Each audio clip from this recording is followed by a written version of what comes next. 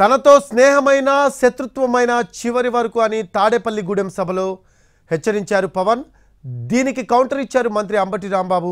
ఎన్ని పార్టీలతో పవన్ స్నేహం చేశారో వాటి సంగతి ఏంటో చెప్పాలన్నారు.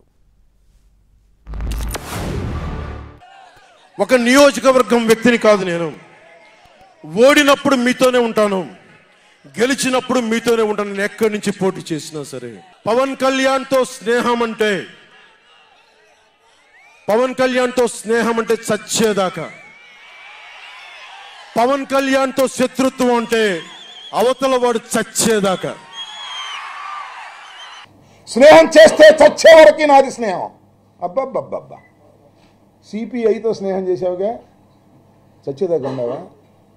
సిపిఎంతో స్నేహం చేసావుగా, చచ్చేదాకా ఉండవా? చెప్పయ్యా, అక్కడిదాకా ఎందుకు? బీజేపీతో స్నేహం చేస్తున్నావుగా, చచ్చేదాకా ఉండవా? ఎన్ని దొంగ మాటలయ్యా, నాకు అర్థం కాలేదు. శత్రుత్వం ఉంటే చచ్చేదాకా శత్రుత్వం అన్నావు. నువ్వు అన్నావుగా, చంద్రబాబు నాయుడుతో శత్రుత్వం అన్నావు, లోకేష్తో శత్రుత్వం అన్నావు. ఎక్కడి దాకా ఉన్నావు శత్రుత్వం? నువ్వు అసలు మాట మీద నిలబడేవాడివేనా? అసలు ఒక చోట నిలబడేవాడివేనా? ఒకటి పక్కన నిలబడేవాడివేనా? ఎవరి పక్కన పడితే ఆడి పక్కన మాట్లాడతావు.